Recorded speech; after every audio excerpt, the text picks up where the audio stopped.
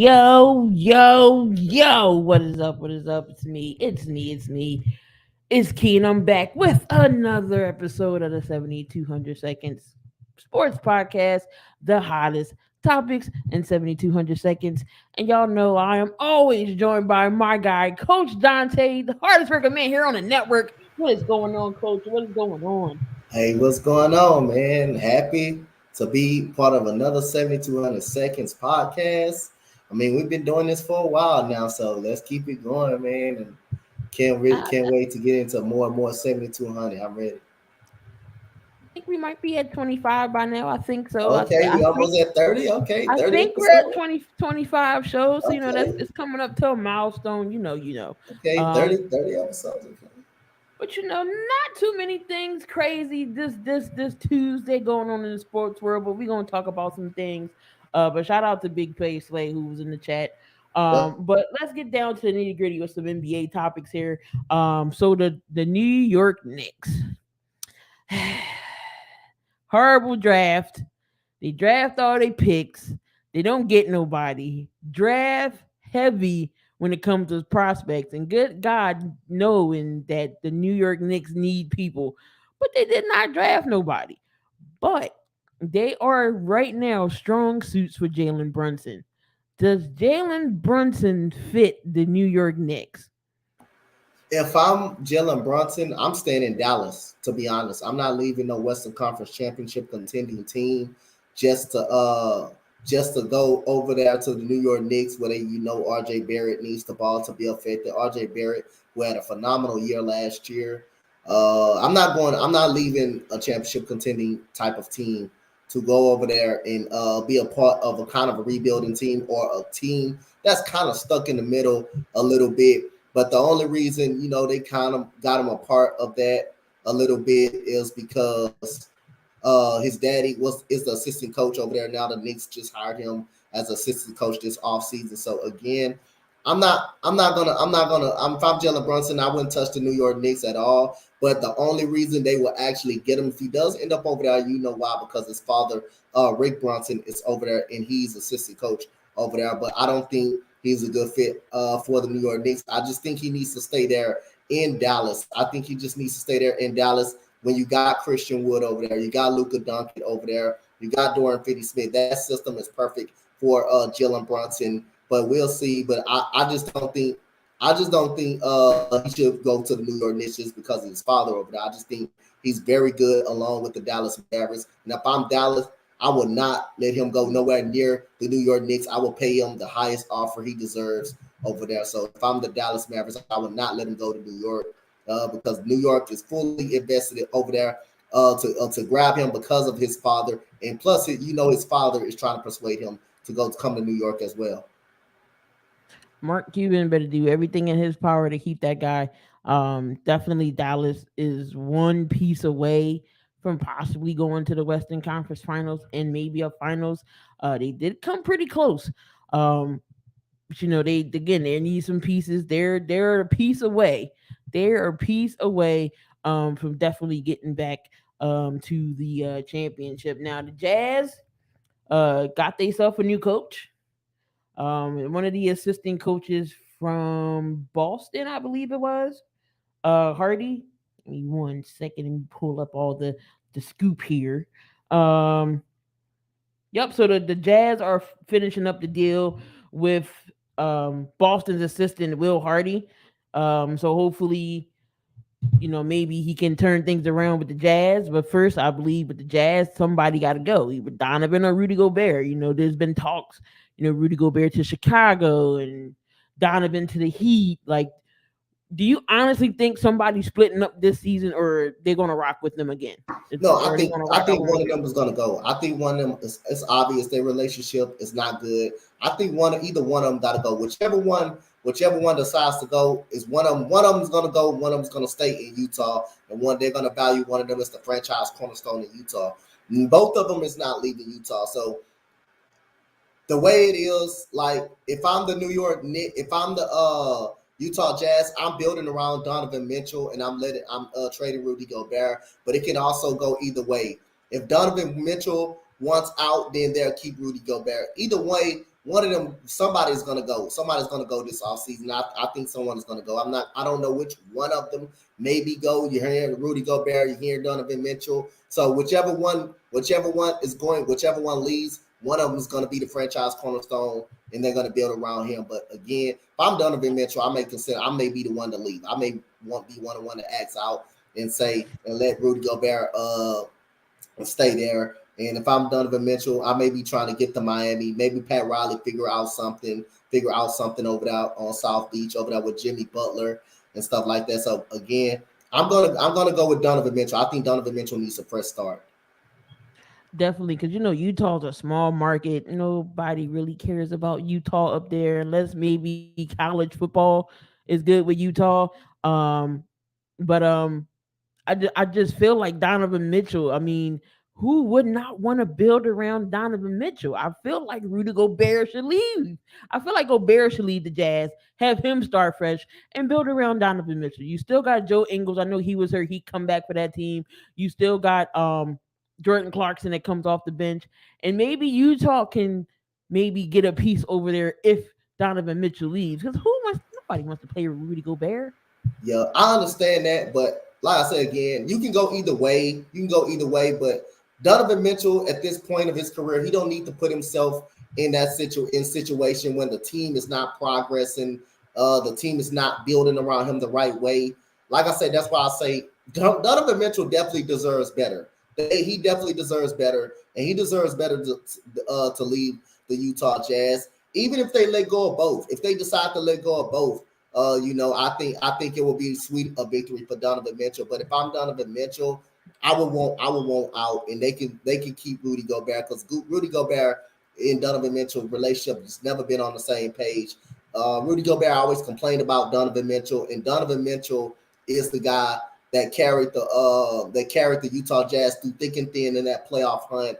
And so anybody want to say that that that Rudy Gobert is the best player on their team, get up out of here. Without Donovan Mitchell, those guys do not go past the second round or get even to probably a playoff spot without Donovan Mitchell. So again, if I'm Donovan Mitchell, I would want to leave Utah. I would want to actually leave Utah. I would want to be the one to go to the organization and ask out and send him somewhere else where he can win it. We have opportunity.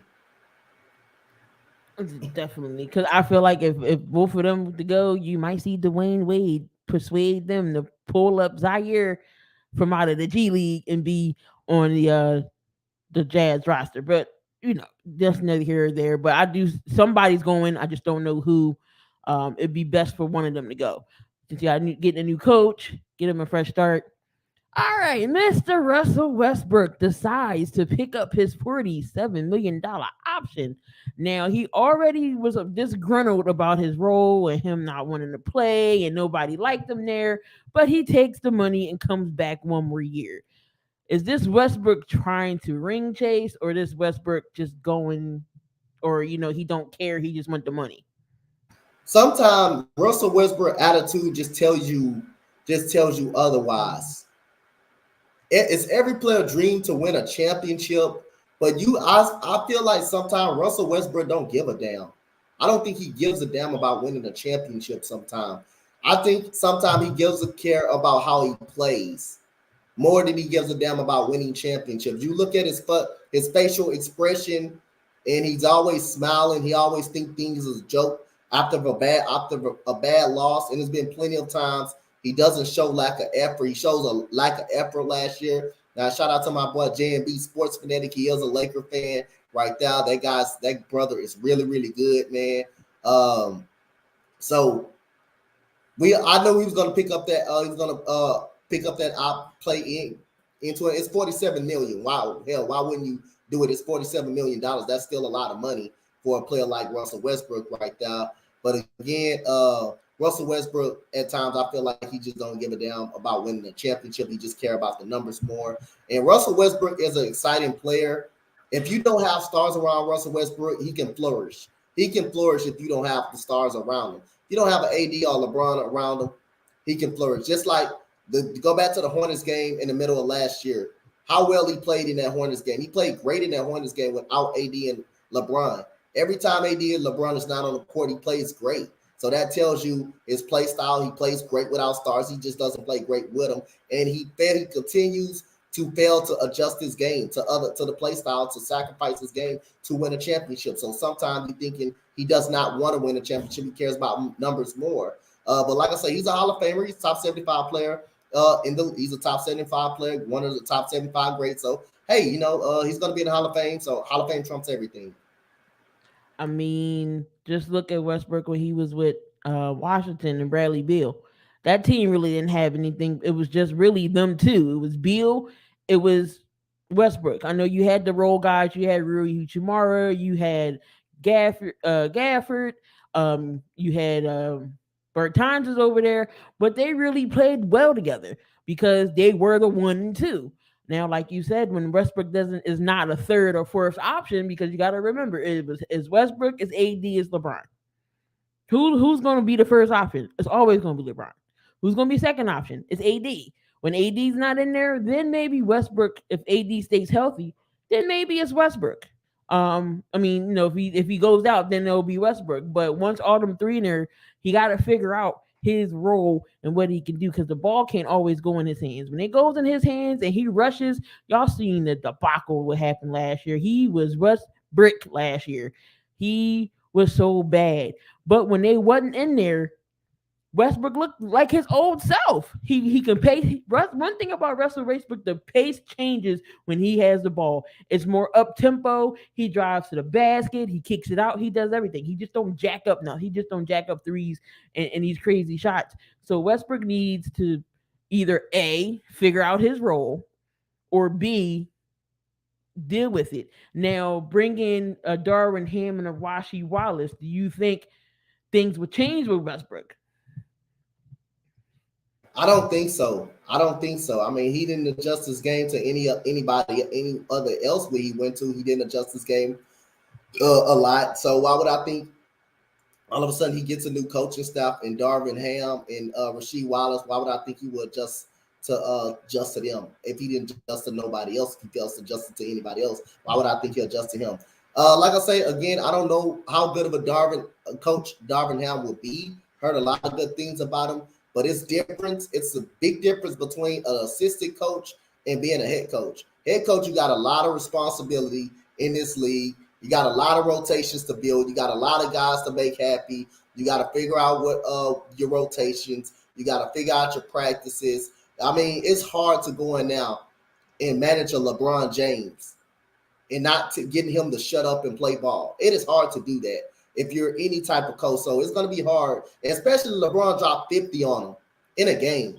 So why would LeBron listen to Darvin Ham if he drops 50 on him in a personal basketball game when he was with Detroit? So it's a lot of attitudes to be managed in that locker room. You got to worry about Anthony Davis getting hurt, not being in the suit instead of being on the court in a jersey. You got to worry about LeBron James complaining. And if you don't do what LeBron James said, he get to ship you out of there anytime he wants to. You got to worry about all that stuff here, Darvin Ham. And it was going to be interesting to see how he handles the locker room, the rotation minutes, and everything. It's going to be interesting to see what Darvin Ham does. Most definitely. But again, Darwin Ham, and then he got Rasheed Wallace. I don't think those guys are going to take too much stuff. Um, because the Lakers definitely need somebody to shut LeBron up and then tell him, "Hey, this is my team. This is not your team. You are not the head coach. I am." I think those guys definitely will be the ones to tone it down a little bit. I'm not going to say they're going to tone it down completely, because LeBron will always be LeBron. Complain about it. He is the Tom Brady of the NBA. Complains about and cries about everything. A touch foul, a travel. I can go back where he got posted by Embiid and he pushed him. He was complaining then. How are you complaining? You just full tackled this man in midair and you're complaining to the ref. Get out of here, LeBron. So, I mean, Darwin Ham and them guys, I think they'll be okay. Well, can they contain LeBron? They're gonna have to succeed with the Lakers. Also, the Lakers definitely need to develop guys. They moved back into the second round. I mean, they got a good pick. They got Scottie Pippen Jr. as well. They drafted him. And they drafted. I think. Well, they Sharif O'Neal is coming into summer league, so we don't know how Sharif is going to be. But definitely, if they get those, they need those guys to um develop. They have to develop them instead of them shipping them away.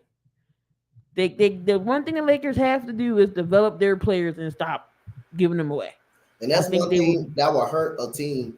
Like when you know sometimes you're in a decline and you thinking, hey, these young players coming in and a veteran person like a LeBron James see these young guys developing and you want to come there. LeBron James is not a type of guy that got time to develop. Every team he goes to, he wants to win now. You gotta win. You gotta win. You gotta win now if you're LeBron James. LeBron, you're in a win now mode all of a sudden with LeBron James. So again, LeBron James have a lot of responsibility. He have a lot of blame as well because with the roster put constructed, he put the team together. But he shows up on the court. That's one thing you can put on LeBron James. He's gonna show up on the court. He's gonna show up each and every night on the court. The problem what you got with him is telling the coach what's going on and telling him how to do it and putting the roster together. That's the only thing about LeBron James. definitely. GM LeBron comes in and everybody goes. Like all he had to do was say, snap his finger, and that person's going.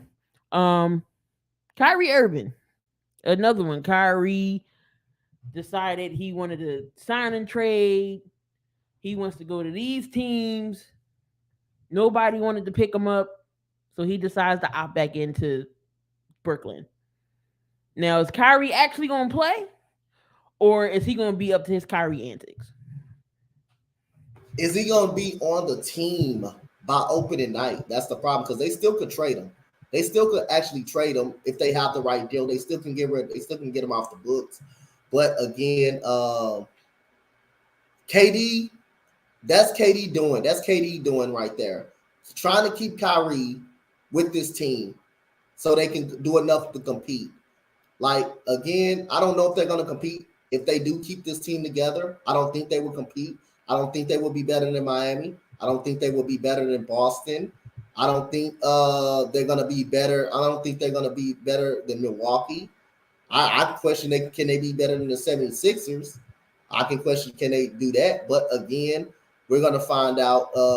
That's Katie doing right there, keeping him in Brooklyn, but they still can trade. If I'm Brooklyn, I'm keeping my options open. To be honest, I'm keeping my options open. The right deal, I'm going to move him. He only played 103 ball games, and he missed 123 ball games. That is not going to get the job done. Most of them he wasn't injured. Most of them was for personal reasons that he missed. When he know he wasn't, he was very much healthy and he just missed without telling the coaching staff, without telling his players. And at some point, Kevin Durant gonna have to step up his game and be a leader. He doesn't be a leader enough. He just too friendly. Sometimes you gotta be able to hold guys accountable. You gotta be able to do that. You gotta be able to say, hey man, you putting this team in jeopardy, you putting my career in jeopardy and stuff like that. He's got to be able to own up and tell Kyrie that. You can't just always vouch. You can't just always vouch for someone and make excuses for someone that doesn't even play on the court. See, I wish Kevin Durant could do that, but you damn sure can answer people DMs on Twitter and a kid DM on Twitter. You can do that, but you can't be a leader. You can't be a leader and tell Kyrie, hey, you put my career in jeopardy. You putting this team in jeopardy. What you gonna do? Do you want to play basketball or not? I don't know. But if I'm the Sixers, if I'm the Nets, I'm strongly consider moving them, still moving on from them. I'm strongly consider moving on from them still. Right, and the key question right here is: Ben Simmons actually going to play a game? Like, I may not think so. He haven't showed that he can play yet. I may not think so, JB. and I may not think so. that's where I think KD gonna get frustrated at. Like, dude, what are you over here for? What are you here Yep. for? Who's worse, the Nets or the Knicks? The Nets are a little bit better. Just I mean, they a little bit better only because of KD. Um, but Kyrie, I don't know. Like the Lakers would be the only other team that could trade for that can trade for Kyrie, and that Yep. really would be an ego team. One of them, I think if If Kyrie goes to the Lakers, Westbrook's gone. Because no way you can keep all four. There's no way. There's no way. You can't keep all four. You can't. Yep. Somebody got to go. And If Westbrook they will be the one to go. even do that deal too, I'm not convinced they still gonna beat the Warriors. Even if it's Kyrie, I'm not convinced if they still can beat the Warriors. I don't think they really still can be. As long as the Warriors hold that title in the West, I'm gonna still stay with them until someone can beat them, because that's the narrative in this today's NBA, especially in the West, especially in the West. Why can you beat the Warriors? Beat the Warriors. Put a good enough team around to beat the Warriors. And I'm not convinced if Kyrie does go to the Lakers, I'm not convinced can they still beat the Warriors. And again, Anthony Davis doesn't stay on the floor enough. You don't know what type of coach Darvin Ham is. You know he's a assistant coach. You know he's been a respectable coach, and there's some good things been out there. But can he handle a locker room as a head coach? Can he do that? Can he do that? Can he handle LeBron? How's the rotations gonna be? How's the rotations gonna be? How can you handle LeBron whining? So again, I just question if they can still beat the Warriors, which I don't think they would. Lakers being held hostage. We desperate out here. We expect someone to come and save us. LOL. Not even sure if we can beat the Clippers with Kyrie next year. Speaking of the Clippers, Donte, I know you're happy about this. John Wall is off of y'all payroll, and he is going to sign with the Clippers. How does that's interesting? How would that work over there? Well, we all know he's not going to be in the starting lineup. He's going to come off the bench. To be, like I say again, they still got Reggie Jackson over there, but you know what, Key? I got a feeling that Tyronn Lue's gonna throw him in the starting lineup. I got just a good feeling. He's gonna say John Wall. Is John Wall really gonna be over there to go to the bench and to not start in front of Reggie Jackson? Now, I applaud him for going on there sitting on the bench. But in Houston, you couldn't sit on the bench in Houston, but you go over to a contending team and sit on the bench. Sit on the bench, but you can sit on the bench in Houston and come off the bench in Houston. And like I say, but I got a feeling that he's gonna put him in the starting lineup over Reggie Jackson. But again, I got nothing but great things to say about John Wall, man. Like I said, it's just we're rebuild. We was just in a rebuilding mode. He just didn't fit the timeline. The best days of John Wall was behind him in Washington, even though he did come back off 2 years of injury and still averaged 20 points per game. That's still good. So that shows signs he still can play. He still can play the game of basketball. But I think John Wall is a definition of a good point guard.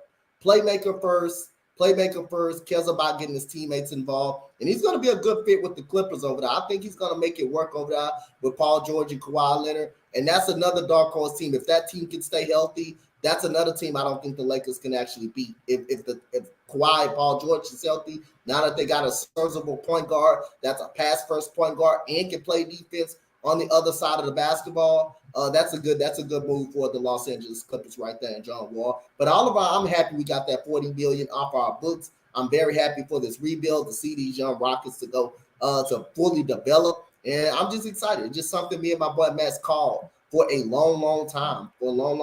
Man. Now, phase 3. Let's see what Raphael Stone doing in free agency. We wanted Christian Wood gone up out of here. We wanted him gone, and thank God he's gone. We wanted John Wall. He's gone as well. So, Eric Gordon, it's the next piece of the puzzle. I think we need to do right by him. He's the ultimate professional. And KJ Martin, we need to get him about the locker room as well. I don't want no player that don't. You already know how I am. I don't want no player that don't want to be a part of the team. That's what I don't want. Facts. About to say, can the 76ers be an Eastern Conference team? The Eastern Conference Finals team?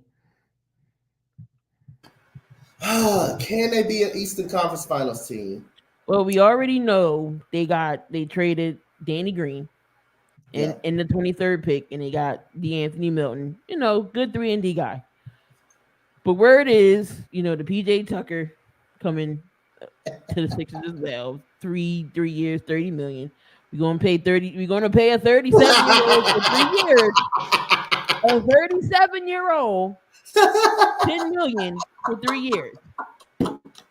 So I mean, I get it. He's physical. The defense, he can shoot 41% from three when he can't when he does.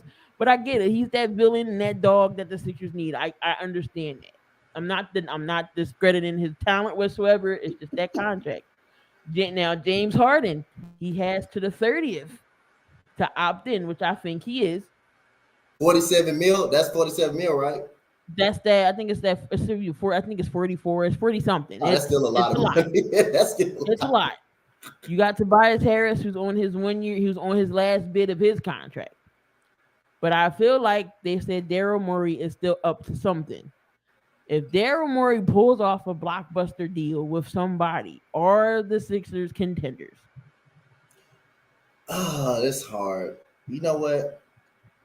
They got the team to do it. The problem is, I just don't trust them.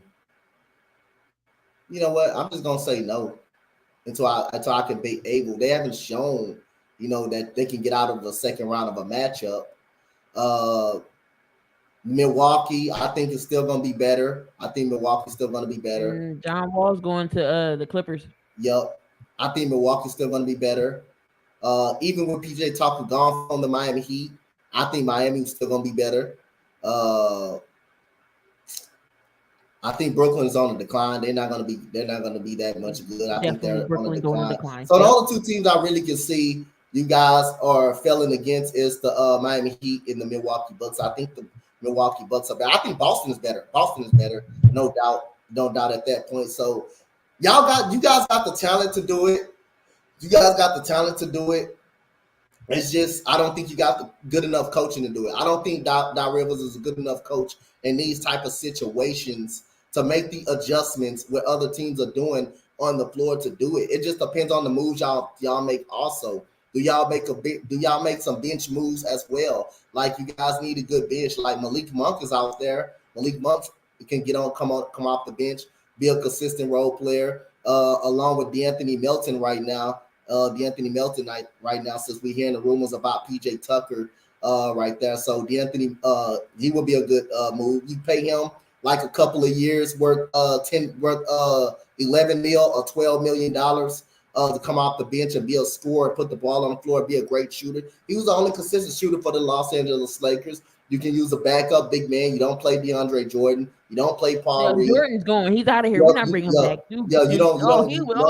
play Oh my him, god. and plus he's gone. And Jakob Hurdle will be good. He's a free agency. He's still young. He's still young at this point. Put some guys, go out there and get some guys that will be serviceable in your rotation. So again, depends on the moves. It just depends on the move for the 76ers right now. So I'm gonna say I don't think y'all guys can make it to the Eastern Conference Final, but you do got the talent to actually do it. Now some moves has already went down. Zubac agrees on a $33 million extension. Tony Bradley, he opted out of his contract with Chicago, and I did like him as a Sixer. I was upset why he left and he got traded because I like Tony because he was a young big man, and that had potential. The one game he had like 20 points, 4 blocks. No. So I'm like, why do we trade? Why do we trade these guys away? But anyway, Torian Prince, he 2 year extension, 16 million for Minnesota. So Okay. some of these deals are coming on. Let's just say hypothetically, the Sixers pull off a Bradley Beal. Is he a needle mover? Will the Sixers be in the finals? Like, is Bradley the type of player that's a needle mover? I wouldn't say the finals, but I give y'all. It's just like I said, like this is the talent is good. The talent level is good. But if you don't have the right coaching, if the coaching is not right, how far can that talent take you if the coaching is not right? That's the problem right there. If the coaching is not right, how far can the talent take you? If the rotations and the coaching is not going to right. But like I say again, Bradley Beal will be nice for the Sixers, but that's going to piss off a guy like James Harden. That's going to and then I think Joel Embiid still can get his numbers, but a guy like James Harden that can fully be blame reflected like he did. Oh, I didn't get enough touches. I didn't get a chance to shoot the ball. Again, he's going to get disgruntled, and that all of a sudden is going to lead into something right there. But again, any like I say, any move what kind of helped the Philadelphia 76ers. But we just got a feeling that Bradley Beal is still way too loyal again. But we're just gonna find out where Bradley Beal is gonna end up at. But I think the Sixers can be a valuable option for him. But I think the Heat, I would like the Heat for Bradley Beal. I think he makes the Heat that much interesting. Who is going to be on the Bradley Beal sweepstakes? Like, I have to agree with Stephen A. Smith here when he talks about Bradley Beal. He's like, you have to look at yourself and see, do I want to finish my career in Washington and go somewhere where I'm never going to win a championship, or where I'm never going to do something in your career again? To play basketball in the NBA, your dream is to win a Win a championship championship, ring, yep. and you do not want to go down in one of those greats who doesn't get a ring. Or, but you like, oh well, Bradley Beal was good, but he never got a ring. And I Yep. feel like he's not that old. I think he should go somewhere. He can go elsewhere. I could see him in Dallas. Can you imagine him and Luca in Dallas with a Christian Wood? Yep. What's going on, Beast? Oh boy. Clippers have the all first injured team, and then Yep. he says delusional Damian compared to 76ers franchise that won 3 rings to the Browns, Krispy Kreme. What's going on, Ern? What's going on? Chris Paul will never get it. Yep, I'm with you there. Chris Paul is going to be that guard who won't win the ring. He definitely will. Not. Couple more topics before we move on to the NFL. Going back to the draft, we all know the draft was definitely great. The top 3 players who they said was going to go top 3 went, except Banchero went number 1 to the Magic. Chet Holmgren went number 2, and Jabari Smith went 3 to your Rockets. Now, out of those 3, which is best suited for immediate success as a rookie? Hmm. I'm gonna say Pablo. I wanna say my guy Jabari Smith, but I'm not biased. I'm wanna say him. I think he's got a chance to have immediate success because what he could do. He's the best 3 and D 3 and D defender out of the whole top 10. 3 and D defender. He is the best 3 and D defender. He shoots 42% from the 3 point line. The dude got great footwork, great size, and again, the guy's just an awesome defender. He can also switch on 4 and 5s, maybe a little bit. He's 220 pounds. He's big. He's big enough. But again, I'm gonna say Pablo Banchero. But again, I can also see him kind of not being that superstar mode because Orlando have a history of just fucking over guys and just fucking over people and players and not developing players the right way. But for us, immediate success, I'm gonna go with Pablo. I think he's too good of a player just to not let the Orlando Magic F him over like that. I think he's a natural scorer. He's an NBA ready shape body right now. He's NBA ready right now. The guy can go in now. The guy can shine. The guy can probably be the leading scorer right away. 6'10", 250 pounds, can shoot, put the ball on the floor, and post up. I really like Pablo Banchero for the Orlando Magic. But I want to say my guy Jabari Smith, but I'm not biased. I'm gonna just say, I mean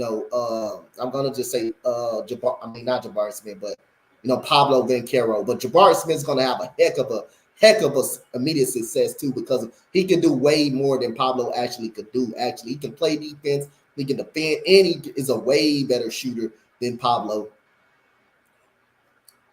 Damien said Chet's going to shine. Now, I do believe Chet's going to get his numbers too, but the only thing about Chet I'm worrying about is going up against if Zion plays, which I think he will. JB said he being biased. He, Yeah, he I'm not lost some like weight too. again, man. I just gotta be real, man. Pablo is that dude. That dude is good, bro.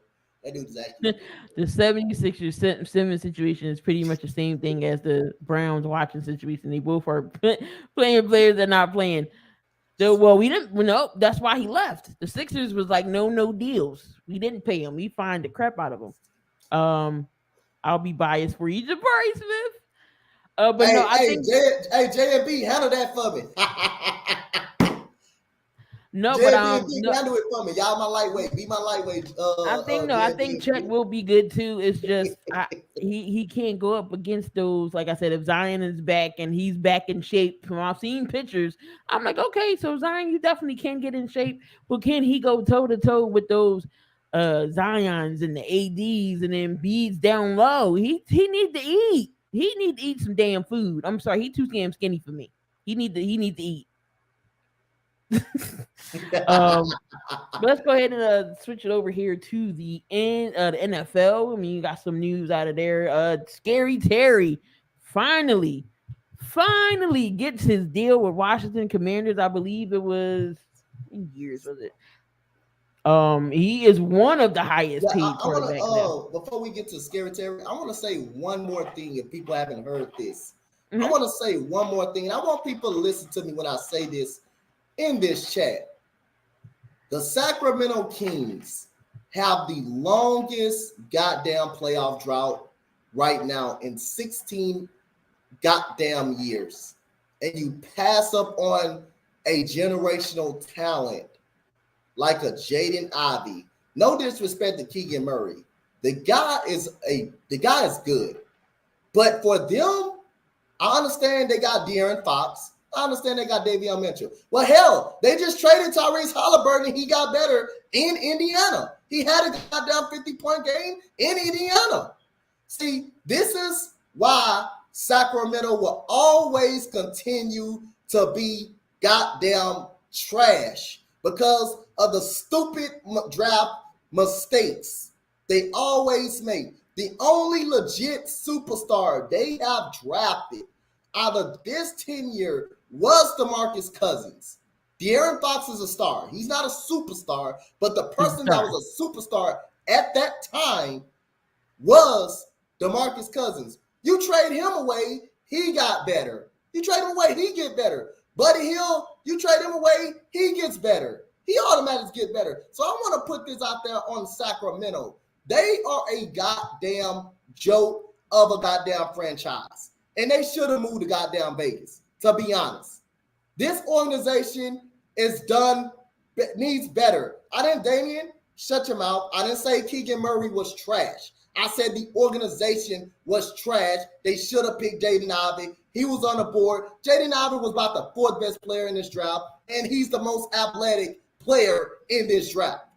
That's why they will always continue to miss the playoffs. That's why they will always find struggle. They had fucking 15. Don't you know how many years they switched coaches?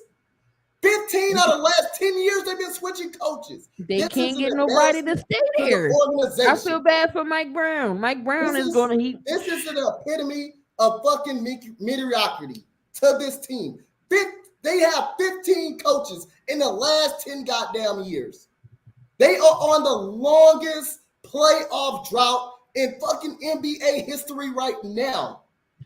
This is why this team is going to be a goddamn joke for years to come because they continue to make these same goddamn mistakes over and over and draft wrong over and over again. So I do want to put that out there about Sacramento. They are a goddamn joke into this end of the day, and they are a damn laughing stock going. They are a damn laughing stock. So I just want to put that out there before we I move. feel bad for Sabonis, man. Sabonis is a good player, and he's down there in that hell. I'm Um, good. I'm good. I just have to talk about Sacramento. I'll get better too. Traded from Sacramento, coming from the struggle, makes you want to grind harder. I do like Keegan Murray. I What do coach love you Keegan Murray. I preaching? like Keegan Murray. I think he's a great player. But for that spot, that wasn't the right pick. For that spot, That that wasn't right. the They right should have got Ivy. That wasn't the right Ivy pick. They shouldn't have got Jaden Ivey. Ivy and the Arian Fox. That would have been in Sabonis. You That would already have had been your you three. already traded away Halliburton and he got better. So it's nothing Oh, wrong. It's Bagley's nothing going too. wrong. It's nothing wrong with getting another guard because you had Davion Mitchell, you had Halliburton, you had De'Aaron Fox. Oh my You traded God, away he did Halliburton, not he got call better. Keegan trash. He Who said said Keegan Keegan was is a trash? great He said player. the He said that organization is wasn't the trash. player for the Kings. He just wasn't the That's, right choice for the Kings. He just wasn't the right choice. I need you to get your listening ears on, Damien. That two facts. That 2006 Sacramento Kings roster. You had Bibby, Stojakovic. You had Divock, Bobby Jackson, That was the Ron last time they Artest. actually made the damn playoffs. Probably in Yep. 2006. Oh my goodness. This is what is 2020. Yeah, that's a long ass drought. That's the longest 2000. show. That's the longest show right now. But that was a playoff squad. Bibby and Stojakovic, you cannot stop. And watch out for Stojakovic's kid. I was watching some highlights of him. I think he's still in high school, but he's coming out. He's gonna be going to college. He is a better shooter than his dad, and he can drive the basket. So, whew. So watch out for the Kings are trash because they don't want to hire a coach. Facts. That's They don't why want they're to have good trash. coaches, and they can't develop well. And they Nope. consistently pick the wrong goddamn draft picks every goddamn year. That they consistently draft wrong. They missed out on Luka Doncic by one pick. They picked goddamn what was that dude out of Kansas? Robinson, who wasn't good at all in Kansas. He was overrated in Kansas. Ben McLemore, overrated. They continue to make Nick Stauskas overrated. Jimmy Fredette, overrated. Only great in college. They continue to make the same goddamn mistakes and hire these bum ass coaches for the last 10 to 15 years. That's why Sacramento, that's why they are a joke and they're a laughing stock right now. Facts. That like Ern said, that team literally legitimate put Kobe and Shaq to challenges. All right, so real quick, draft picks. So we're gonna start from here and then we're gonna go. So it's Keegan Murray. We had Davion Mitchell, Nademus Quita, whoever the hell that was, because they had the ninth and the third. They had the ninth and the 39th pick. You had Halliburton. You had Xavier Tillman, Ramsey. They got Kmart Jr., Marvin Bagley, Gary Trent Jr., De'Aaron Fox, Zach Collins, Frank Mason Jr. They had Isaiah Cousins. With Gary Trent Jr. What is Gary Trent Jr. doing right now? What is he doing? He right was now? Toronto. He's playing good, right? He took us to the limit. Yep. You had Willie Cauley-Stein, Nick Serkakis, Ben Lattimore. You had Bismack Biyombo. Not good. He's a role player. Like you said, they had Isaiah Thomas and Boogie Cousins. He was good. Isaiah Thomas was good. Yep. Tariq Evans. He was good for 1 year, for just probably one or 2 years. That was it. So yeah. But they drafted a legit one superstar, and that was DeMarcus Cousins at that time. One superstar they just drafted. They only drafted one superstar. That was DeMarcus Cousins. They did let Seth. Wow, they did let Seth Curry go. I totally forgot Seth was in Sacramento. That's crazy. 2006 NBA Live was fire back then. That's like so long ago. Only thing is Brady's still going for Super Bowls. Damn it, coach got me fired up right now. Kenyon Martin was the Reggie Miller, how efficient he was from free throw line. No one cares about the damn Kings, Damian. The waves are reloading. The NBA better be on notice for the next decade. That's facts too. Kings can't develop nobody. Nope. What's going on, Randall? For one season, he was good. Matter of fact, he had 2 good seasons with the Kings. That was it. But he wasn't no stud or no star. He wasn't no superstar, no stud or no star. Sacramento, Seth Curry was everywhere. The Sixers, he's with Dallas, he was with Sacramento, he's with the Nets now. But Scary Terry gets his money, well deserved. Finally, Washington gave his ass some money, 3 years for $71 million, I believe. He is one of in the tops of highest paid receivers, and we all know definitely he deserved this money. So shout out to Terry. He definitely deserves its money. He definitely deserves that money. A receiver that's been consistent without consistent quarterback play.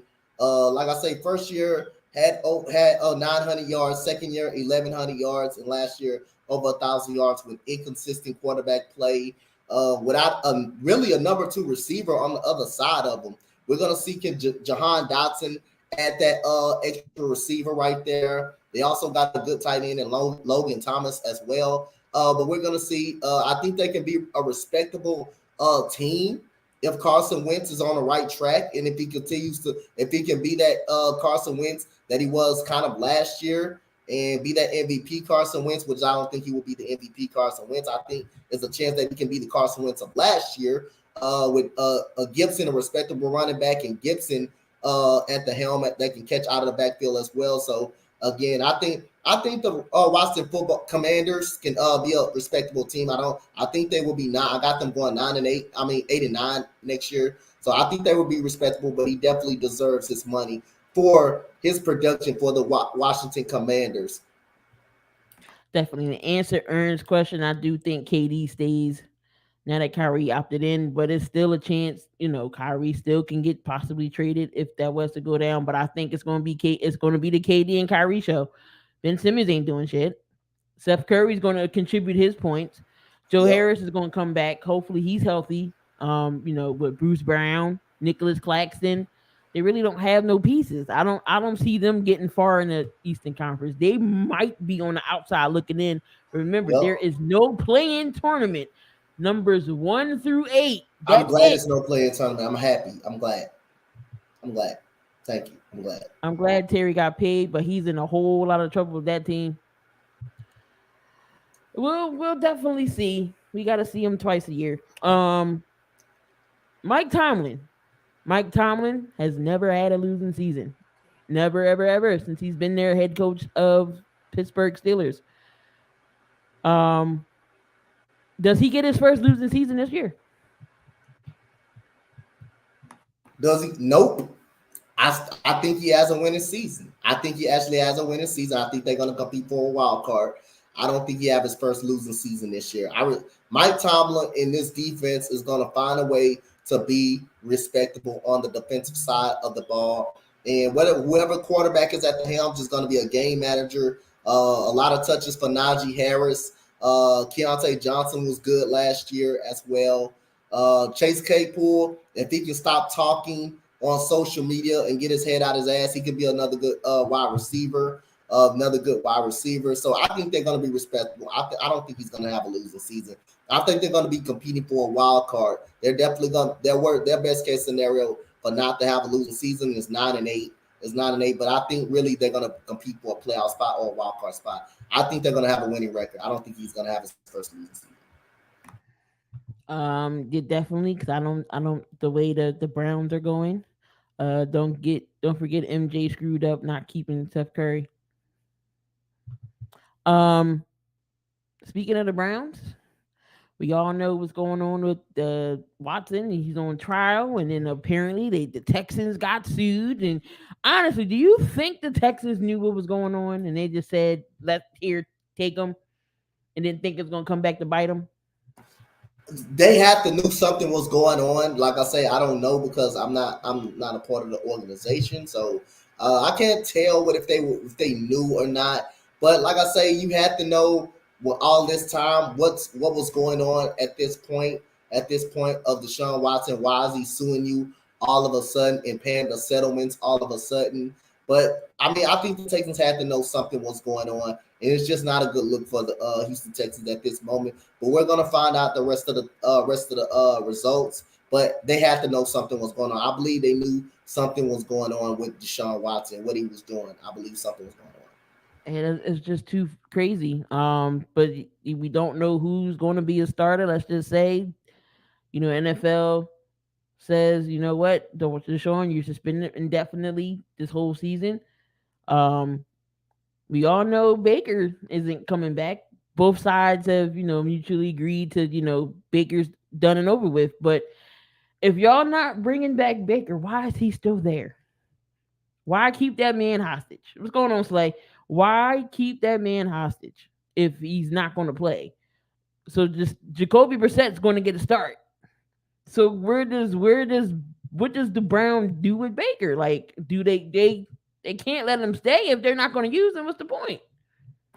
Well, I think they're gonna find out. They're gonna find a way to trade him. What if it's to Seattle and Carolina? I just think the only option. That's the only option right there. If he's not gonna play, if you telling him come out and tell him he's not gonna play, just find a trade party for him. Find a trade party like a Seattle or the Carolina Panthers. Just let the man get a whole training camp in. Don't hold the man hostage. Don't wait till the season start to try to trade him. Don't wait till preseason to start trying to trade him. Try to trade him now. If you try to get him up out of there now, where he can have a full training camp and where he can have a full preseason, if you know you're not going to use him, he's definitely wants out. Both of these guys, the team and him, not on good terms. So trade him now. So let the man get a full training camp. Let the man get a full preseason, and y'all go from there. And you just go with Jacoby Brissett. You just go with Jacoby Brissett because Watson may be suspended for a whole season. Michael Thomas was hurt last year, Damien. That's why he didn't play. All right, get to some of these comments. Damien, you don't need to be no sniper here anyway. That's what I do better than you. Also roasting you, campfire marshmallow style. I can't. MJ took Adam Morrison. You need him when Watson gets suspended or to hold out value, right? And then Damien and Beast are going in the chat. All right. Damn, I forgot my next freaking thought. Oh, okay. So Vic and Donte, you was witness to this. We was in you know who's chat the other night. And we just going back and forth about this one quarterback who said person said was top 10. And I'm gonna share this blasphemous ass comment. Is Jameis Winston the top 10 QB? Now, mind you, before Jameis did get hurt last year, he did have 14 touchdowns, 3 interceptions, and he did have 134 quarterback rating before he got hurt. Is he a top 10? Hell no. Hell no, he's not top 10. Hell no. And no disrespect to Jameis, he played well last year before he got hurt, but hell to the no, he's not a top 10 quarterback. He's an okay quarterback. He's cool. You can win with him with the right pieces. But like I say again, look at JNB. JNB, I never saw my boy JNB say stop, do that, and stop the count. That's how you know. That's how you know Slay was wrong. Even though I care cut for you, boy. Cut for you, Slay. You're my guy. You're my little brother, but he's not a top 10 quarterback. He said he's a serviceable quarterback. Like I said, I gotta see 1 year. I gotta see next year how Jameis Winston does. It's clearly, like I say, I don't give a damn if you throw 30 and 30 and you're blaming it on the coaching. That is not coaching. That is Jameis Winston, not a good decision maker at all. You had Mike Evans. You had the same Chris Godwin. You pretty much had the same weapons that Tom Brady had. What was the only difference? The quarterback change. And that gives you your answer right there. So, again, not blaming that on coaching. No reason he should throw 30 and 30. That is unacceptable. Even I wouldn't give a damn who's coaching. You can't throw 30 touchdowns. You can't throw 30 interceptions. Right. I don't care who's coaching. That is not on coaching. That is decision making. That is not That's coaching. Not on Bruce Arians. And other said person said that Bruce Arians was overrated. He's a Super Bowl champion, and he took the Cardinals to the Super Bowl. You just can't help the fact that Jameis was horrible that year. He gonna say, "Oh, I had a good year." How was 30? I would not be proud of 30 and 30. I'm sorry, I can't be proud of that. Just imagine if those 30 interceptions was maybe 20 less, and you turned 20 of those interceptions into touchdowns. Tampa Bay probably would have did something that year. I mean, again, he's a cool quarterback. With the right pieces, you can win around him. But like I said, again, I can't say with the right pieces you can win around him because he couldn't win in Tampa Bay with the right pieces. It took a quarterback change, and immediately they were a Super Bowl team. They were a Super Bowl team with the quarterback change, with Tom Brady alone. So I can't really say if he had the right team, can he take them to us? Can he win with them? Can he win with them? Now, last year, he was good last year with the Saints. We'll give him that, but I got to see another year before I say he can be a serviceable quarterback. He's cool. He's okay. He's not trash. He's not trash. He's just an average quarterback at this point. He had a great year last year. He had a great year. I feel like in that year, he threw more to Mike Evans than anything. Like how you got to spread. You had Deshaun Jackson over there, who's one of the best deep ball threats, wide receivers we ever seen.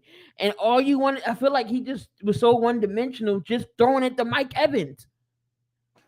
Jimmy Garoppolo is actually more has a better completion percentage and more accurate, at least in Jameis Winston, and he throw less interceptions more. So I can't say he's Jimmy Garoppolo 2.0. I can't say that. I can't really say that. Jimmy G, Garoppolo is a game yeah, manager he has a type better of completion quarterback. percentage and he actually more accurate. Jameis Winston really not that accurate. He's not that of an accurate passer. Not that much. Jimmy is But more accurate than we'll he see is. what Jameis does because Kamara will be suspended for the first 6 games, just like Kyler Murray's situation with D Hop suspended for the first 6 games. Um, out of those two, missing those two pieces, who's going to have the better record in the first 6 weeks? Is it going to be the Cardinals or is it going to be the Saints? So Saints, I'm going with the Saints because of that defense. That defense. And that offense should be better with Michael Thomas, Chris Olave, and all of those guys. They should be better. That offense should be better. And Marquez Callaway, that offense should be better. Don't forget The about offense should actually be better. uh Landry. And Jarvis Landry, that offense should be better. I'm trusting that Saints defense. I'm not trusting and Hopkins, he's Kyler Murray. I know how he played without Hopkins. He doesn't play well. He's not gonna have Hopkins for the first 6 weeks.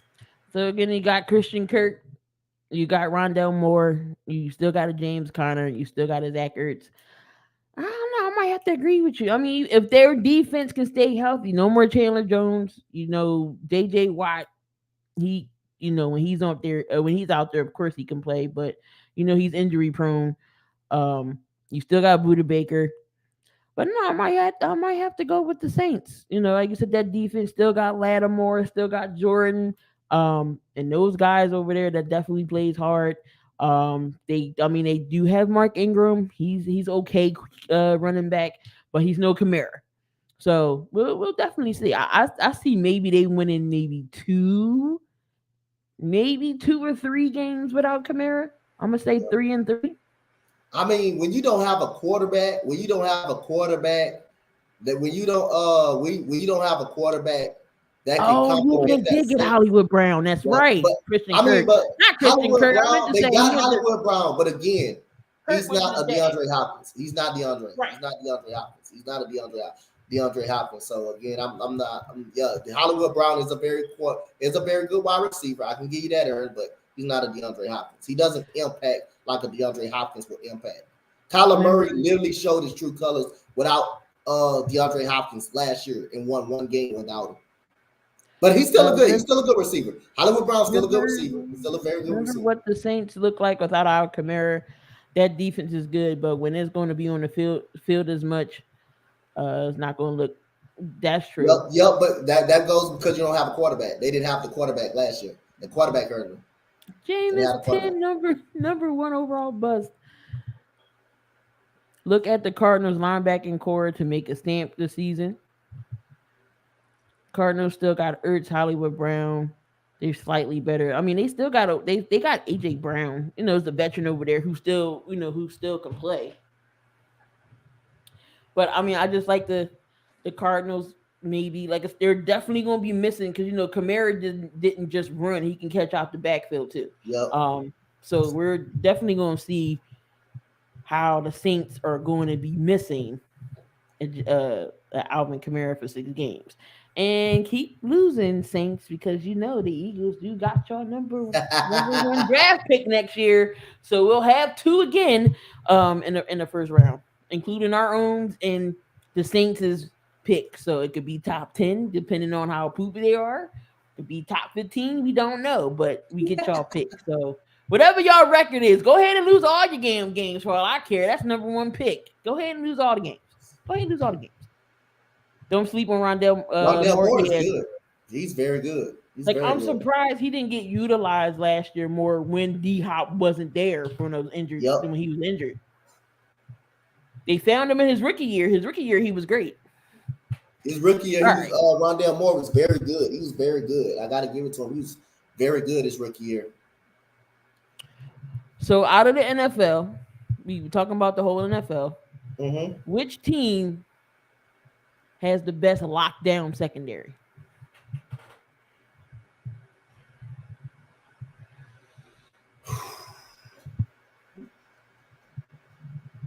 I want to go. The Eagles have one of the best secondaries in the game. Cam Crawling and the Washington football team and William Jackson is very good. They're very good. They're very good. The Rams besides of Jalen Ramsey. I don't know who the other corner on that other side. I don't know who the other corner on that other side over there. On the other side over there. Chargers. Chargers are pretty good with Sante Samuel Jr. and J.C. Jackson as well. But I actually got to see J.C. Jackson actually play. I got to see all these guys play to determine that. I got to see all these guys play together to determine that. I don't want to just determine it, and I haven't seen really all of these guys play. But now the Chargers secondary with J.C. Jackson and Sante Samuel Jr. is good. The Eagles secondary is very good with Levante with Maddox and with Slade and with James Bradbury. They're a pretty good Washington football team. William Jackson, Cam Crawley is very good. Patrick Surtain is good over there with the Patrick Surtain is good over there with the Denver Broncos. You're talking about secondary and cornerback. You're talking about cornerbacks just alone, right? Yeah, we talk about lockdown secondary. The secondary, Okay, safety. the secondary, Right. that means everybody. I'm surprised you did not say the Baltimore Ravens. No, I didn't know. I didn't know if you was talking about corners. Yeah, no, we just talking about the whole. We talking about the whole secondary. Okay. I'm gonna give you a whole secondary. Baltimore Ravens, Kyle Hamilton, them in there, but I don't think they were hurt last year. Marcus Peters didn't were hurt, so you know the Eagles have Anthony Harris. They have. You know what? I'm gonna take the Chargers secondary. Derwin James, Sante Samuel Jr., J.C. Jackson. That's a heck of a secondary. I'm gonna take the Chargers secondary. Actually, yeah, but then you got Humphreys. They're coming back. Matter of fact, and you got the Bills. The Bills secondary is got a two-handed monster. The Bills secondary could arguably be better than the Chargers. They have two safeties, probably the best safety tandem.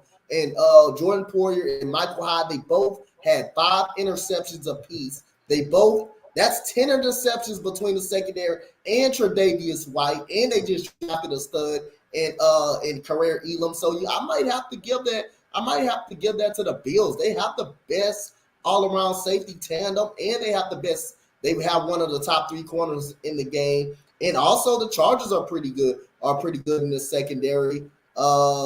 The Eagles kind of a little bit far as Mike Epps, far as Mark Epps. Anthony Harris is pretty good. Anthony Jaquaski Tart, he declined a couple of years ago. I'm not too high on Jaquaski Tart. I will still put Marcus Epps over him and Anthony Harris over him. I think he's gonna be there for a depth piece. I will still put them guys over him though. So man, there's so many good secondaries out there I can think of, but the one secondary that interests me the most is the Bills secondaries. That safety tandem right there in that cornerback tandem. But the Chargers is very good. The Eagles is very good with Anthony Harris. Anthony Harris was a damn good player last year, and people don't forget that for the Eagles. He was a damn good player last year. I liked it. Anthony Harris last year. I thought he was very good. I thought Mark Epps was very good too. I thought he was okay last year. So again, it's a lot of good secondaries out there. But the one that intrigued me the most is the Buffalo Bills. So Sports Star is asking you, do you remember him? Not really. You don't cut my check too much, so I it's hard. Speaking of running backs, who done told these two to get in a boxing ring? We got Le'Veon Bell and Adrian Peterson are going to duke it out in the boxing ring. Who are y'all taking? I'm going with AP. I already told my answer. I'm going with AP. I'm going with old man P. I'm going with AP. Okay, with nobody. I'm going with AP, baby. It's funny because Le'Veon Bell reminds me of Wilder. Like, I don't know why. And I just feel like he's gonna be all bark and no bite. I'm going with AP, man. I'm taking AP. Look at my boy AP. He said AP. No, I picked AP too. Yo, we all pick me and Coach and you pick AP. AP and 7. They said AP and 7. I don't know how many rounds they're going. Said first round. I'll go with AP. I ride with AP. AP in 5 rounds. I don't know I'm for rocking with AP. AP to be the last in the NFL as long as he did. He still got some type of stamina. Yep. I feel like he can go toe to toe with Le'Veon. I feel like you go the whole 12 rounds. I feel like you go the whole 12 rounds with him. I don't know how many rounds it's going to be, Yeah, but I don't think it's gonna be that many rounds though. But I'm going with AP, man. I'm going with AP by unanimous decision, man. I think he gonna outbox Le'Veon. let me see if it says Yeah. how many rounds. It's a unanimous decision in the chat that they're going AP to go get the win against Le'Veon. So it's gonna be July 30th. It's gonna be at Crypto Arena. So it's gonna be in LA. Um First time exhibition. So the fight won't officially mark their pro boxing careers. Frank Gore for Darren Williams. That was hilarious. That was hilarious. Darren Williams put them hands on that dude. Jake Paul for Tyron Woodley twice. Um so they will meet under the scorecard, social gloves. I'm trying to see how many rounds it is. Don't tell me. So AP is 37 and Le'Veon Bell is 30. I think So Bill will current, knock out AP is not currently a will free agent. outbox him. Hey, I wouldn't be surprised, but I just wanted to go with the legend. I didn't want to go with the legend in the sport of football, man. AP, man. I gotta show some love to my boy AP. Gotta show some love to my boy AP, man. We'll definitely see how many rounds it is. It might be a whole 12. I'm not sure. But yeah, I'm taking AP here. Definitely AP. Le'Veon gonna get Nate Robinson out there. Can we get Snoop on a commentary? Man, that boy, for real, that boy Nate Robinson got when I think got his head, got knocked upside the head, got knocked upside. He went up there and got put to sleep, man. That boy got put to sleep. Nate Ern Robinson said got hit that all up the back of the head. that was funny. Ern Well, said he got hit Bell's all in gonna the outbox back of him. the Hey, he did one of those George Foreman's. He did one of those George Foreman's versus Frazier. Versus Frazier when he got hit all in the back of the head. And He said AP about to put a weapon on Bell like he did his son. Too soon? I can't. Julian Edelman needs to go one on. Why? Like, why are we bringing Julian Edelman and Jimmy G in this? What's going on, Cowboys fan? What's What's going going on? on, Cowboys? You know what? I want to go one on one with Damien. I want to go one on one with Damien. JB, JB and Vic, y'all my managers. Key, y'all my managers. Y'all my team. So Y'all what my corner team. you gotta have the cut man. You gotta have the trainer. I'll be the one that puts the Vaseline on you and give you some water. Yeah. JB and Vic be my corner, be my managers. They'll be my managers. We'll let Gooley be your manager, Damien. He may want you to get knocked. Oh He may want you Lord. to get knocked. He may want you to get beat the hell up. He may manage you just to see you get beat up. To see you get whooped though. I'm just playing, Damien. I'm just playing. Vic said he'll be your cut man.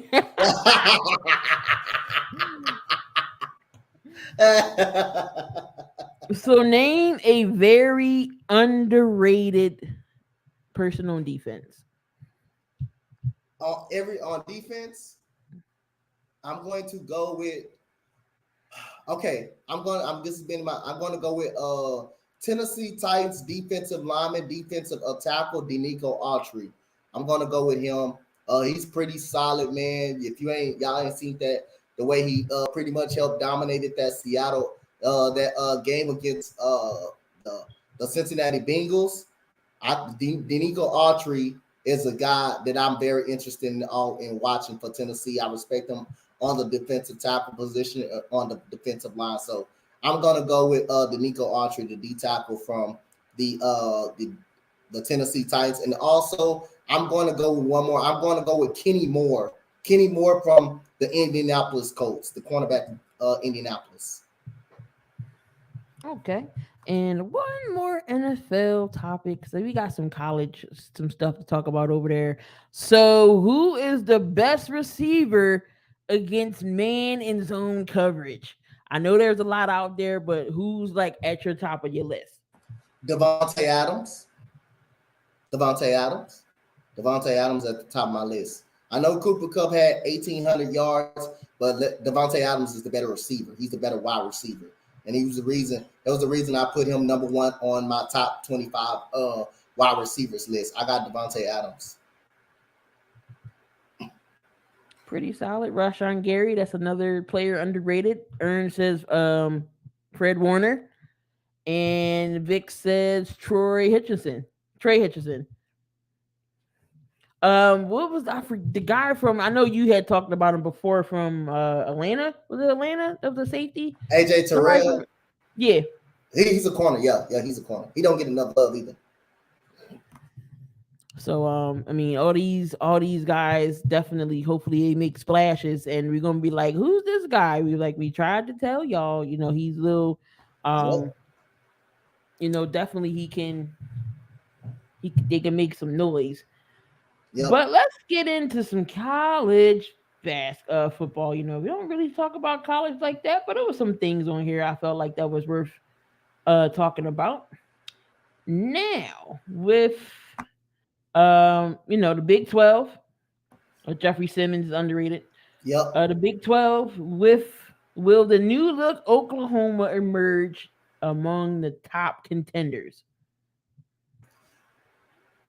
They should Texas, be, but I got Baylor, Oklahoma State. I got Oklahoma State, K-State, Kent State's in there. I got Oklahoma State.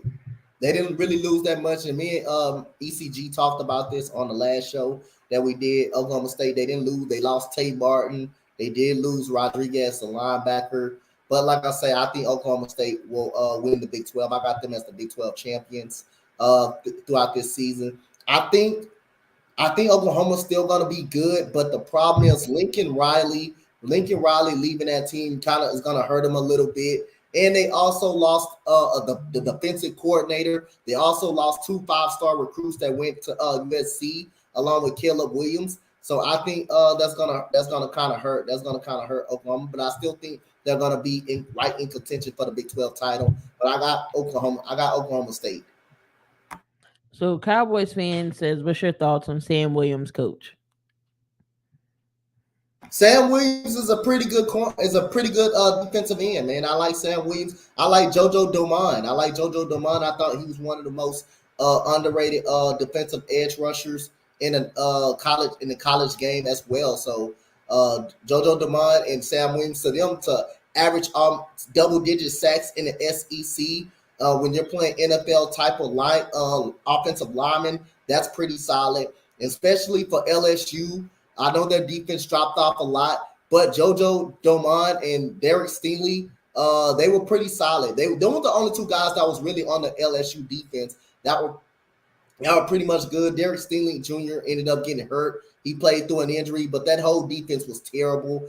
For the first 3 weeks, that defense gave up 37 points a game for the first 3 weeks of the season, including a terrible loss against Missouri as well. So again, I like JoJo Domann and Sam Williams, and Sam Williams was a part of a very good team in Ole Miss, pretty much. But again, I think they're going to be some pretty reliable players for the Dallas Cowboys. Don't sleep on JoJo Domann and don't sleep on Sam Williams. I think they're pretty solid. And Jalen Tolbert is going to be one to look out for Dallas as a receiver. So here go Vic's question. You think about Nico? He makes Tennessee better. Which one? Which Nico? What? What's that? His last name? I'm not gonna butcher his last. Yeah, I don't want to butcher his name. What Tennessee? What college? The Tennessee College or the Tennessee Titans? The Tennessee Volunteers or the Titans? We gonna talk about that. We gonna get to that. If you talking about the Tennessee Vols, I got a person that can answer that question. Yes, the Vols. I got a person that can answer that question. I'm just playing. But like I say, Tennessee, they got a while to come, man. That SEC is just too tough, man. I don't see Tennessee just competing in the SEC, man. As long as you got Alabama, you got Georgia, Florida is going to continue, going to be pretty respectable. Auburn is going to be a tough A&M. That team, that division, that SEC conference is tough as a whole. Really, I can see the player being good, but I can't see Tennessee's being great, being pretty good. So who you say you got Oklahoma State in the in the Big 12? Yeah, I got Oklahoma State in the Big 12. I got Oklahoma State in the Big 12. All right, so back to Damien's question. So Arch Manning, the nephew of Peyton and Eli, has decided to go take his talents to Texas. So what does this mean for Texas football now, Dante? I like it. It's a good stepping stone for Steve Sarkisian, knowing he'll go out there and recruit players. I like that, but that doesn't mean I like him as a coach. Everybody know how I feel about him as a coach, and us getting beat the hell by goddamn Kansas, just unacceptable. We haven't lost to Kansas in so long, but again, getting Manny, the nephew, it's a good stepping stone. A guy that can throw, play make, and it entices other recruits to want to come play for the Texas Longhorns as well. So I think this is a good stepping stone. At least I know Steve Sarkisian can recruit, and we got some very solid players. Joshua Moore. We got one of the top running backs coming into the draft, and Bijan Robinson as well. We got the talent, but like I said, without the coaching, the talent is not going to be used right the right way enough without the coaching. And Steve Sarkisian needs to be a better coach and stop stalling the damn offense in the second half while we got the goddamn lead. He needs to quit doing that, and he needs to open up the goddamn playbook. But this is a big time recruitment right here, and it's gonna entice other recruits to come play with this guy and come play for the Texas Longhorns. So this is a Before big we time get thing for the Texas before Longhorns. we get the Cowboys fans question, they're already top 10 now when it comes to recruiting. Oh, Texas. Since Texas, since Arch Manning has um said he's going to go there, and do you think it's going to affect Quinn Ewers any? Yep. I think it's gonna affect Quinn Ewers. Yep, I think it sure will. Anytime, and then Archie, and then Manny. Like I say, he's coming in as a freshman. So again, I think it's gonna affect Quinn Ewers as well. But like I say, again, we on to this year.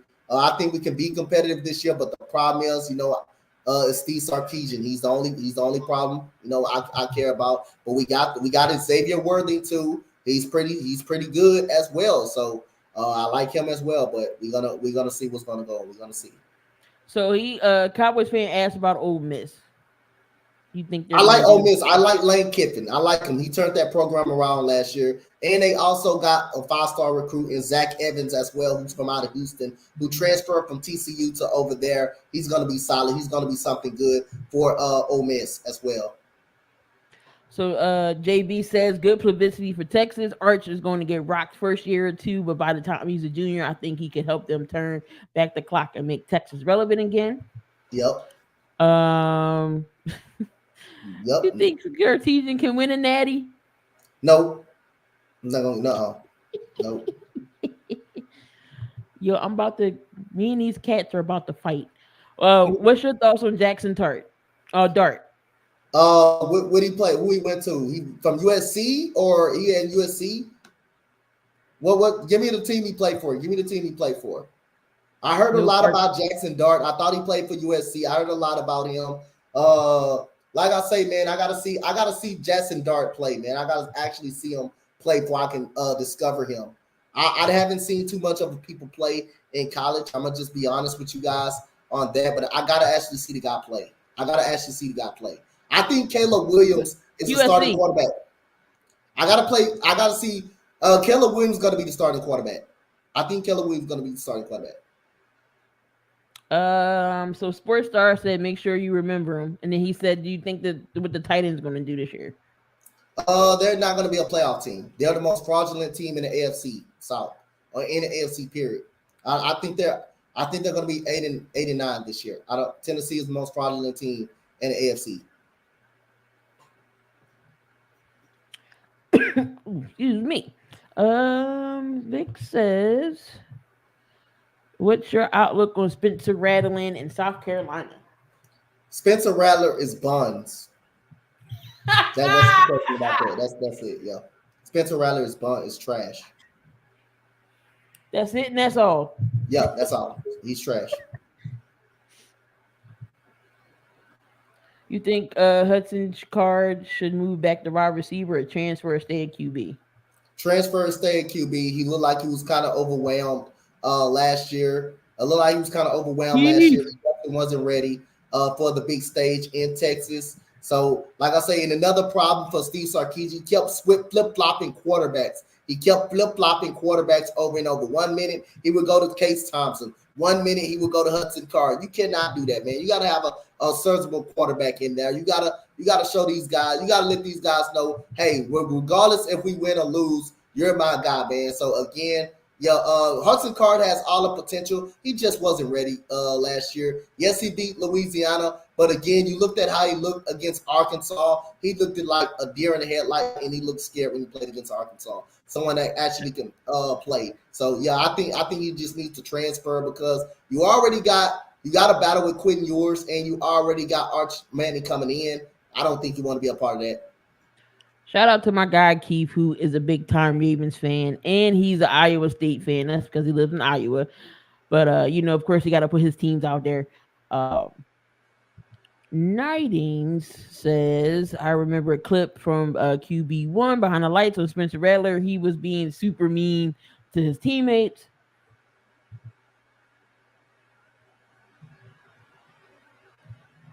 Come on.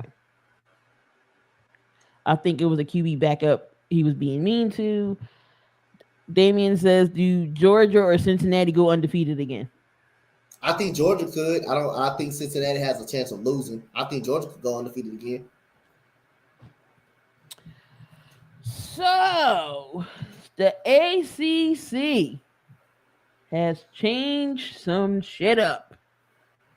So in 2023, the ACC will adapt a 3-5-5 football schedule model, and all 14 schools will compete in one division.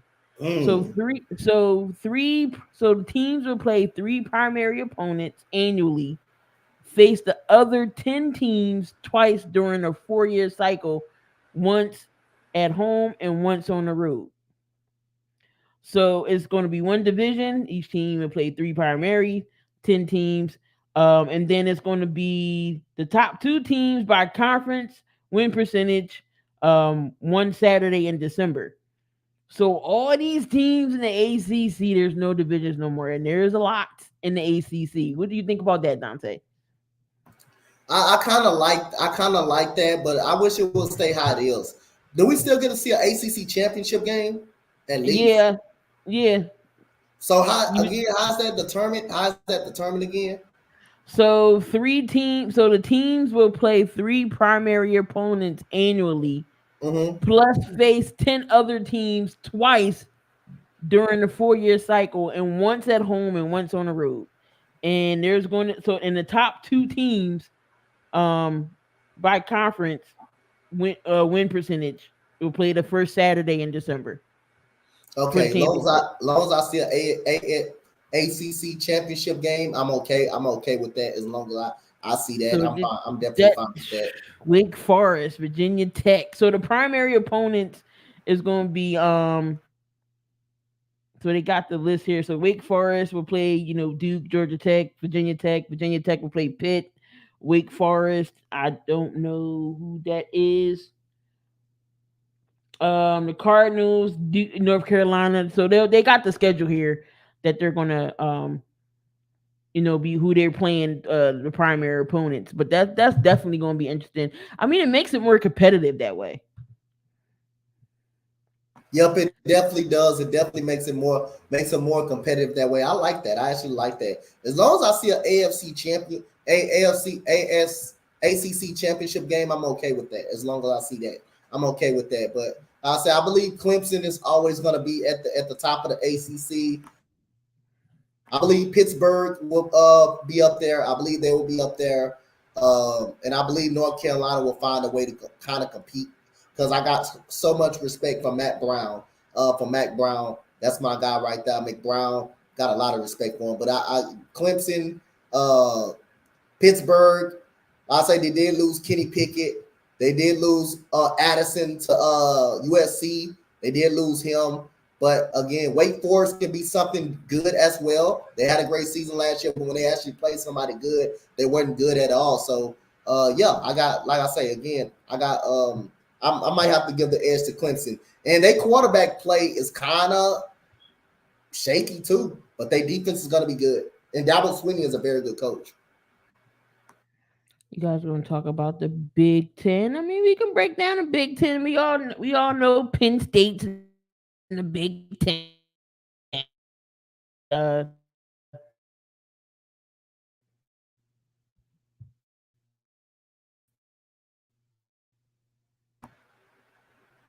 Penn State.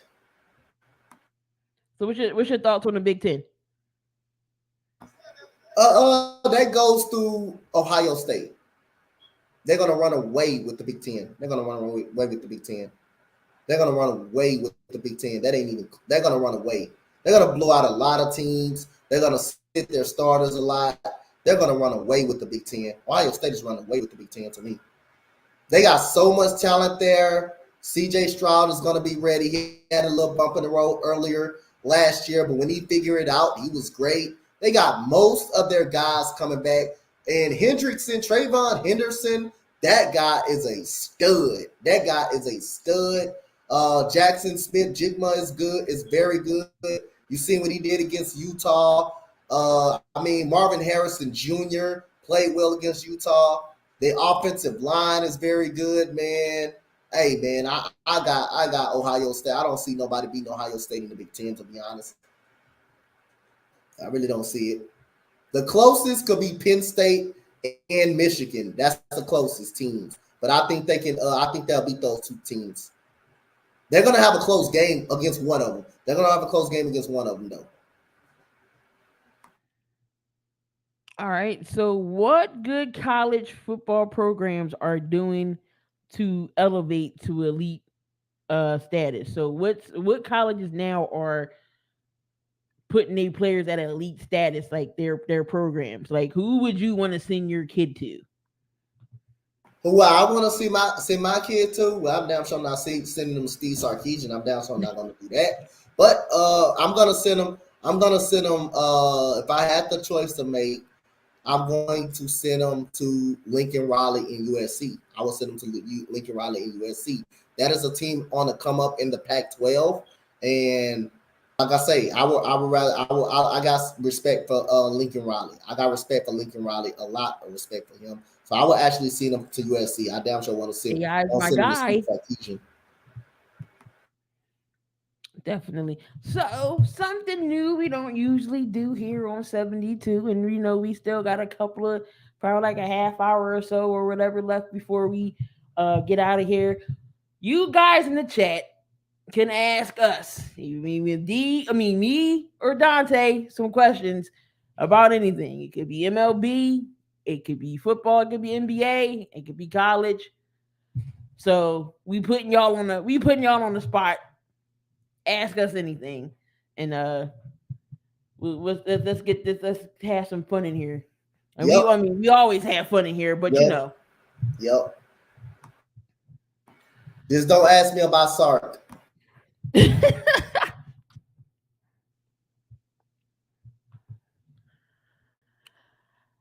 Yes, the hottest topics in 7,200 seconds, which is 2 hours.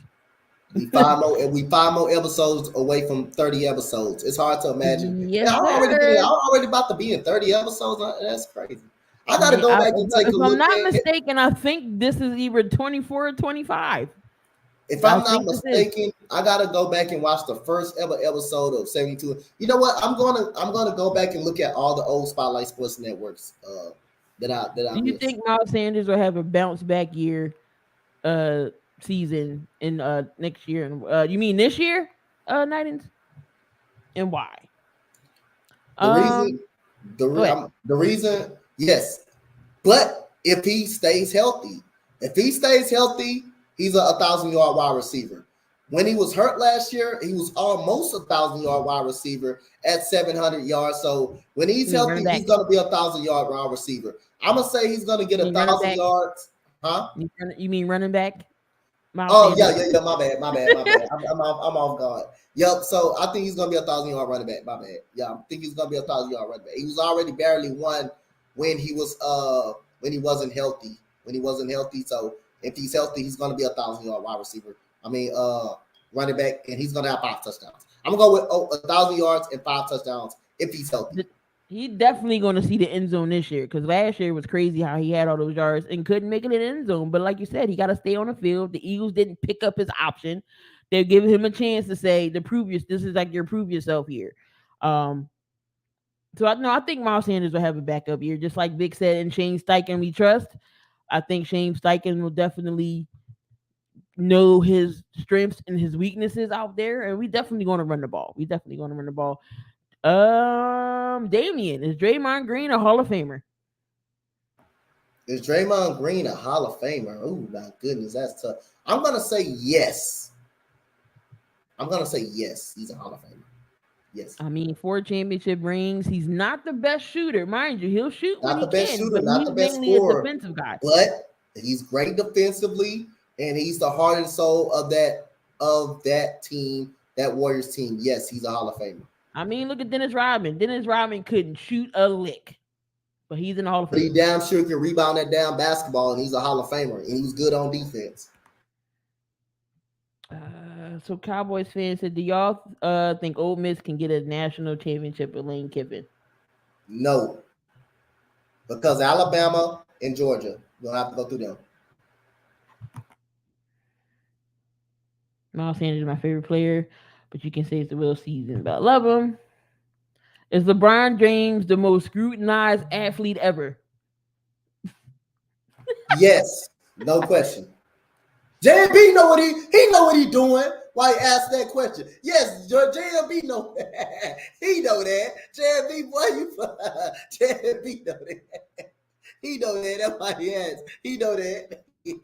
And Corey Knable comes in, shuts the Braves down for the final 2 outs in the seventh, and then Kyle Schwarber with another Schwarber bomb ties the game at 3. Let's go. They Let's gonna find a way to get beat. go. Watch. They gonna find it. Somebody gonna fuck it up. Watch. The bull, surprisingly, Dante, I'm gonna knock on this wood right here. The bullpen has been actually playing pretty damn good, so I can say that much. I can definitely say that. Thank you for that answer. He should be, yeah, it definitely he's going to get in the end zone this year because that was ridiculous how he didn't get in the end zone last year.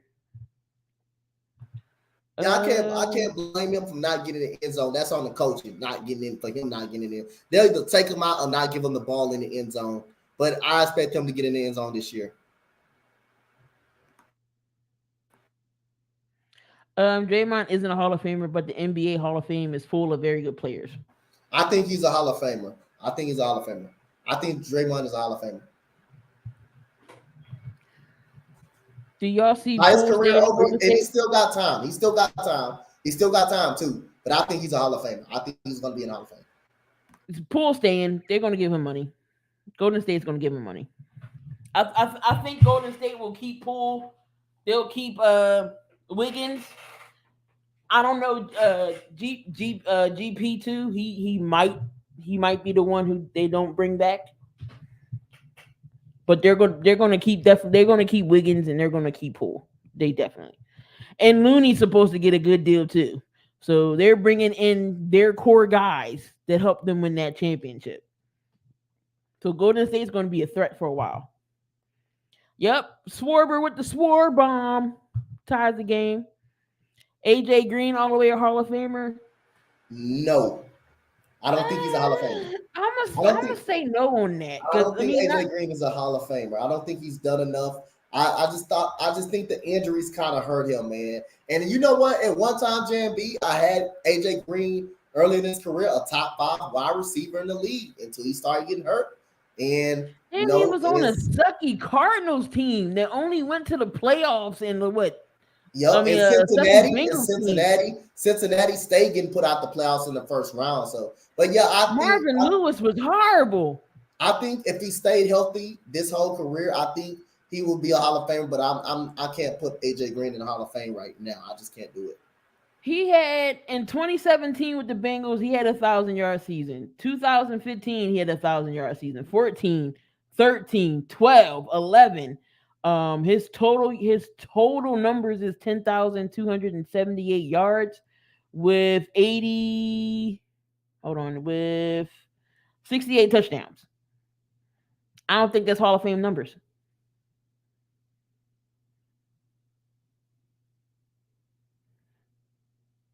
That's not Hall of Fame numbers. I don't think he's I don't think he gets in. MLB question. Do you think mm, I'm going honestly, and like I said, I love my teams, and y'all know I'm not biased towards my team at all. I'm going to say no, no, no, no. Now, again, we're not gonna catch the Mets, and we're not gonna catch the Braves, especially with Harper being out. But Harper could come back before the end of the season's over. So if we keep a good enough lead, we could make the wild card. That's a slight. I'm more on the 30% side. We can make the playoffs, and that 70% has to be a big definite for me. That's to swing me. I think the Phillies can make a wild card.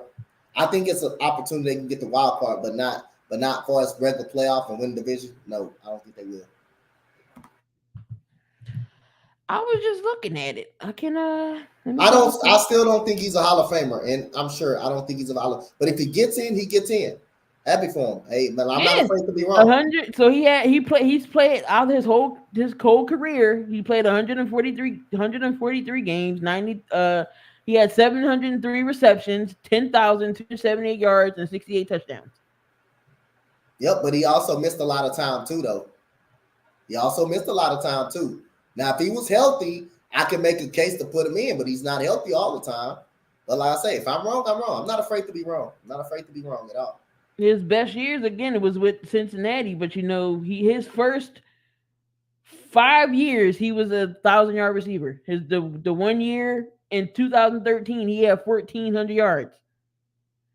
He had 1057 and 11, 1350 and 12, 1426 and 13. He had 1041 and 14.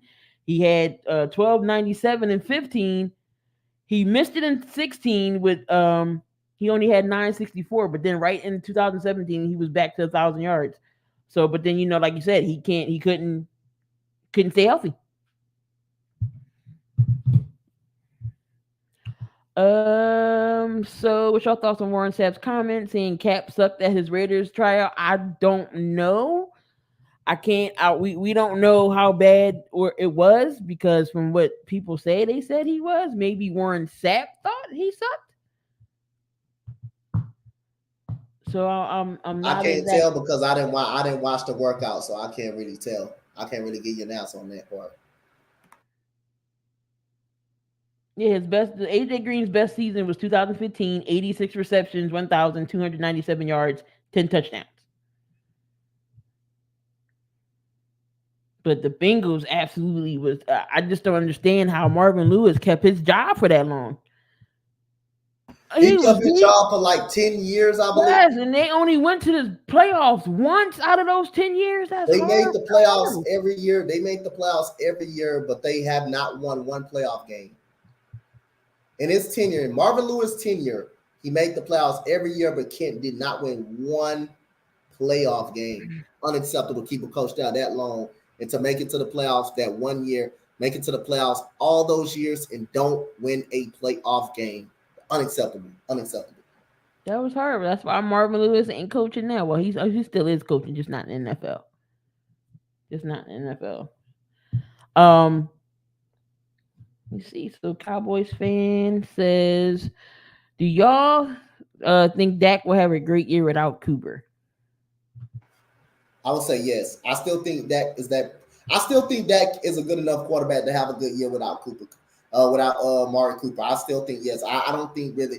To be honest, I actually don't think Dak made Amari made Dak Prescott. I really don't think Dak Prescott was already good before Amari even came there. He was already pretty much a very good quarterback without him even playing, without him even coming to the team. They just added Amari Cooper because Jerry Jones thought they needed receiver help. I think Dak still can have a good year. I think he still can have a good year without Amari Cooper. So yes, I still think he could. So H Town says MLB will be getting our second chip, banging them cans on top of Minute Maid. Are y'all gonna be all right without Brantley? Are we gonna be out without Michael Bradley? Of course, of course. We up 9-0 against the Mets right now. We shutting them out. Yeah. What's the score? 9-0. Shut up. Holy shit! Yep. So of course we're gonna be all right with. Is Daenerys, did he pitch? Nah, he didn't. He don't have a chance to pitch because Drama Valdez is dealing. He's dealing.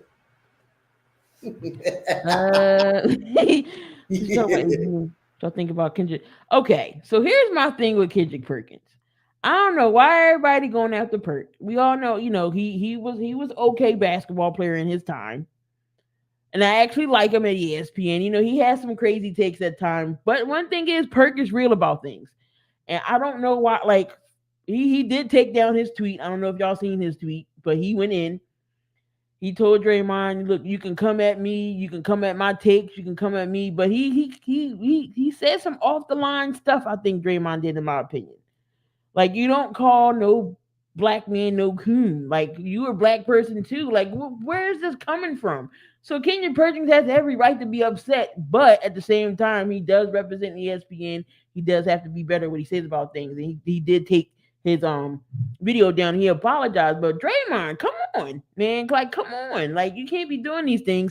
And JJ Redick actually said something about the new media versus now. Like, the new media, they bringing all their personal bias into things, and that's not good. That's definitely not good for the brand. Like, you can't have your personal bias about things. Like, Patrick Beverly, the crap he said about Chris Paul was ridiculous. It was absolute trash. How he said James Harden deserves a max contract. In what world? How? Yeah, he do. I'm just joking. I'm just joking. Shut I up. was just saying that just to hope. I was just saying that just to hope, just to kind of hope they give him a max contract so I can just troll. Did you see Deshaun Watson's legal team requesting no punishment based on precedent, evidence, and slight consequences for the NFL owners, Robert Kraft, Jerry Jones, and Dan Snyder? Snyder, that's another thing. Goodell was like, "Oh no, I'm not gonna kick him out." As much crap as Snyder did, man, that's just crazy. Hey, Ace Town Cowboy, you from Houston? You from Houston? I'm from Houston. You from Houston? Because you saying Beaumont. You saying Beaumont. I've been in Beaumont before. It's about an hour away from me. You from Houston? And then Perk from Houston, ain't Perk from Texas too? He from Beaumont, Ozen. He played in Ozen High School. Yep. Yeah, he said Beaumont don't play that. I saw that, and he wanted all the smoke. He messing with the wrong cat. Yo, I'm telling you, Perk, man, like, I like Perk. Southwest, Mo City, Stafford. Okay. Yeah, I already know how you feel about Perk too. I knew where the Southwest. Yep, I knew where it was. I knew where the Southwest was. Oh, he lives in Austin now. Okay. I need to go down. I need to go to Texas for some barbecue. Y'all got good barbecue, Donte? Yep, we got a lot of stuff to do down here. Actually, it's a lot of stuff to do down here. Oh, we got a Woj bomb. A Woj bomb. What it is? Key break it. The Knicks are trading Nerlens Noel and Alec Burke to the Pistons. They just unloaded $19 million. They going out to Brunson. They going out to Brunson with that 19 mil. They going out to Brunson. I'm going to see if Nate them still on the stream. They going out to Brunson. I'm in A-Town. I'm born and raised and always stayed in A-Town. Yep, I'm in A-Town right now. I live in A-Town. I live on the northeast side of Houston. I live on the north side. Live on the north. The Pistons are going to be that bright team. They definitely going after Jay Brunson. They definitely going after Jay Brunson. ECG, what's going on?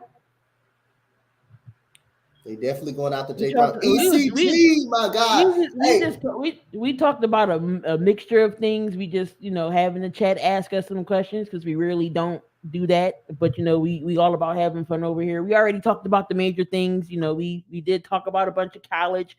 You missed that part. But we just we broke down the ACC, how they got their little format changing. So definitely gonna be good. I think that's gonna be interesting. It's gonna be more competitive that way in the ACC. How they're doing that in 2023. Yeah, they going after Jalen Brunson. They going after because Rick Brunson, his dad, they just put his dad as one of the assistant coaches for the New York Knicks. So they're definitely going after Jalen Brunson. They're definitely going after him hard. I'm gonna go out on a limb. I'm gonna say if the Pistons do what I think they're gonna do with that young talent, I think they might sneak. They could sneak in that number 8 spot. Y'all heard me say it. It is June 28th, I know it's not the only 2022. thing. I know that's not the only thing, but they are going after him, Koo. They are going after him. They are going to try to break the bank to go after him. That's not the only thing. They're gonna that he's mostly one of their guys. They're the guy that they want. So yep, they're trying to come off the money to pay him. No, that's That's not the definitely only thing, of course. But definitely he's facts. a great option. ECG, they're definitely trying to make football more exciting. And I love it, ECG. You like we it, was I just love reading it. off the teams and the format of everything. They play everybody, 10 teams, and it's still going to be the best. So the best out of the two will be, the UCLA ACC championship game, which will be crazy. Nico Harris says he's going to bring in Kimba. Jalen Brunson is screwed if he goes to the Knicks. Is he going to be all about winning, or is he going to take, or does he want the bag? So I mean, if a Mark Cuban, I'm saying you better do win your power to keep Brunson. But even if they do get Jalen Brunson, the Knicks still is going to be poop. They're still going to be garbage. You going RJ Barrett, or are they keeping Randall and Brunson? I Are don't you think keep I don't I are you think keeping they a can Mitchell trade. I think Robinson? it's a chance they will trade Randall. I think it's a chance that they trade Randall. I think it's a chance that they trade Randall. Oh yeah, I've been hearing Devontae Murray. I thought they said Murray wasn't going nowhere though. Said Dallas Ooh, and might be. they're including 2 future round draft picks and cash incentive to the Pistons. Yo, they are all in on Brunson right now. I'm telling you, he's the main option. He's the main option they want. Of course, there's going to be more people. Hey, I want to shout out to ECG, man, who put my top 32 quarterbacks list on Twitter. Shout out to ECG from framing it for me. Appreciate y'all. If y'all haven't looked at my top 32 quarterbacks list, y'all go on the Twitter, go on to my Twitter thing. Y'all will definitely see my rankings of my top 32 quarterbacks. And I do have it in the draw as well if y'all want to hear it out, but it's basically on Twitter. I I basically heard put something about to pair Brunson with him. That would be crazy if you get Brunson, Murray, and RJ Barrett.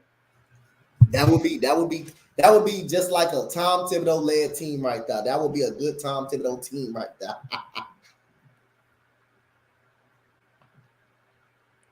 I think the Knicks would trade Fournier and no, they're not going to trade Barrett. I Hey can see Daniel, them you getting should rid of be timed Fournier. out for that. You should be timed out automatic for that. You should be timed out for that stupidness. But no, they're not getting. I can see them getting rid of Fournier, but not Yeah, I RJ can see Barrett. them doing that, but not RJ Barrett. Come on now. After the year he had, Yeah, Barrett's and then they got Emmanuel Quigley. Like if they bring pieces to that team, they can be a playoff team again, not just that one exciting year and then nothing happens. But so Dante, out of I know you can't determine things now, but is it too early to pick your national championship teams? I mean your national championship. yep, it's too early for me to pick my national championship team, but I can tell you who's going to be. I can tell you who's going to be probably the part of the playoff picture though. It's going to be hard for me to pick it though. I'm gonna. It's gonna Ohio State. It's gonna be one of the teams that's gonna make. Ohio State will make the college football playoff. Georgia, we know they're gonna make the college football playoff. We know Alabama though, so those are 3 obvious teams. But it's a team that I think that can kind of low key sneak up in there.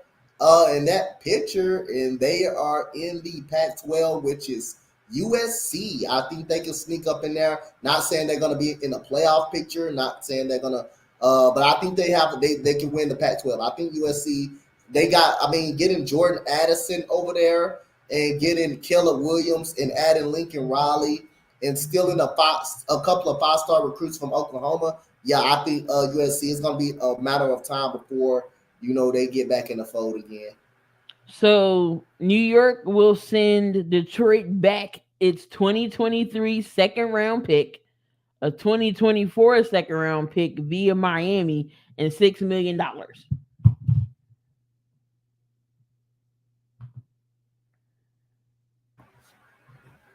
Oh, Knicks fan went. Why would Knicks fan want Barrett gone? That makes no sense. I haven't heard that. You gonna listen to you gonna listen to it. You will listen to a Knicks fan that won't Barrett gone. You will listen to it, Damien. You will listen to that crap.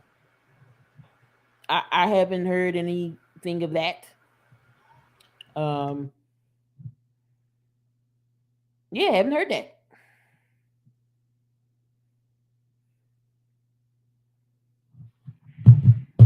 Y'all got anything else before we roll on out of here? Because I'm not sure if Dante's doing any play by play tonight or he's actually getting a damn break for once. Yup, I'm actually getting a break for once tonight. This is my only show for the night. So yeah, but trust me, we got many Knicks more. no, the Knicks fans want Randall going. They don't want Barrett going. Yo, they want Randall gone. I think they should let Randall go. I think they should actually let Randall go. How many guards they need? What about Randall? No, they actually want to trade Randall. So you got Obi Toppin, you got RJ Barrett, you got Quigley. Yup, you got Cam Reddish. They got Cam Reddish too over there. I keep forgetting about Reddish. They got Cam Reddish. They do got Cam Reddish over there. I didn't watch it. I did not watch it, but I heard about it. I didn't watch a Bittendorf. But Money in the Bank is Saturday. Also UFC 276. Make sure y'all here on the network for that because I will be doing that coverage of UFC. Donte, if you want to come on in again like you did last time and hang out with UFC, I got you. definitely can come on in. But we got Izzy putting his title up on the line.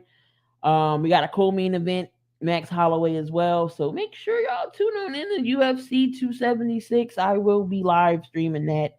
And of course, Money in the Bank watch party will be also. So a lot of big things happening on Saturday.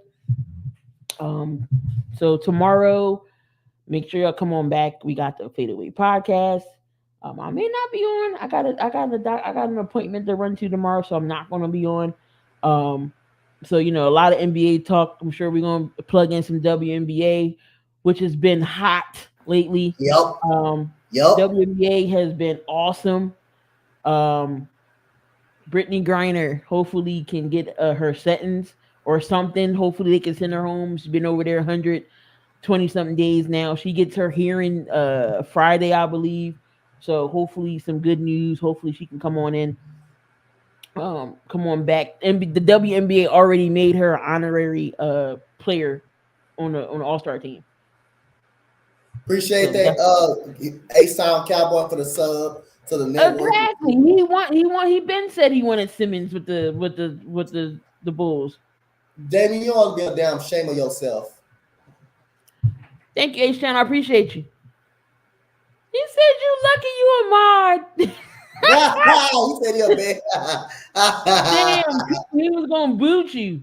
That's how he was gonna put you in timeout. Time you out too, God. You got Kuso mad to make him want to time you out. Golly. No, Damien wants the timeout RQ. That's why he said you lucky you a mod. If it's anything, Ku need to be timing you out. He can't. He a mod. Oh, he can? Oh, shit. But no, there you have it, guys. Another 7,200 seconds podcast in the books. Thoughts on the UFL. Surprisingly, before we get out of the USFL, actually had a good season. They haven't been half bad. You know, my Philadelphia Stars is playing in the championship game this weekend.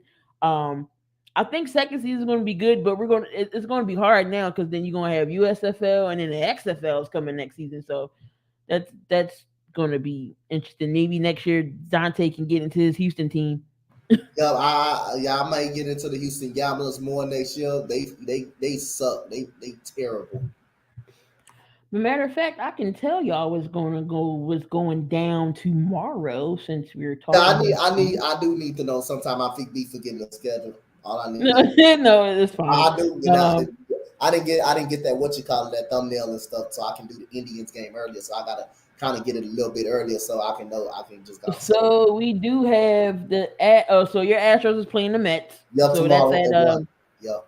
right. That's at 1 o'clock. And then again, the fadeaway that's going to be 5, and then Dooley will have AEW Blood and Guts. Mm-hmm. Um, that's going to be happening on the network. And as far as streams, I do believe Robert has the WNBA game with the Aces in Seattle. That Okay. is going to be a good game because Seattle got Tina Charles. So that's going to be crazy. But again, for me, y'all know I'm Key. I'm always in the building. And we got Coach Donte. Make sure y'all subscribe to everyone here on the network. The link is in the description. Make sure y'all subscribe to the Spotlight Sports streams so all your play-by-play is there. That channels is growing. I think we're 130 over there. So we're, we keep pushing. We're trying to get to 200. Make sure y'all support everyone in the channel, including Max, my guy Max Coverage TV. He got you covered on all the Yankees play-by-play. Max is definitely over there killing it. So make sure y'all just support everybody here on the network. It's myself, it's Donte, it's Robert from the Philly Talk podcast. There's Big Time Show with Doug. He's your Cowboys and Lakers fan. So make sure y'all subscribe to him. He comes on every Monday and Saturday to talk about the Dallas Cowboys. So any Dallas Cowboys fans in here, make sure y'all subscribe to the Big Time Show. He got you covered. And pretty much everybody everybody here on the network, the links in the description. Make sure you tune on in. So, but that's not fair. B Stewart and Tina. I know it's not. It's not. Mind you, they got four number one draft picks on that team, and Jewel Lloyd, Sue Bird, Brianna Stewart, and Tina Charles. Crazy, crazy, crazy, crazy, crazy. And Robert's already complaining about Mickey Moniak in the chat, talking about he got to go. He always complaining about something, saying that Philly suck. And then the next day, It was something bad happened. I already know it's got to be something happened, man. That happened. But we're going to get on out of here, y'all. Again, another 7,200 seconds is in the books. I can't wait till football because football season is the best time for y'all to be subscribed to the Spotlight Sports Network. You already know what it is. But we going to get on out of here. Y'all enjoy the rest of your evening. We out of here. Peace. Peace out. What's up, Bird Gang?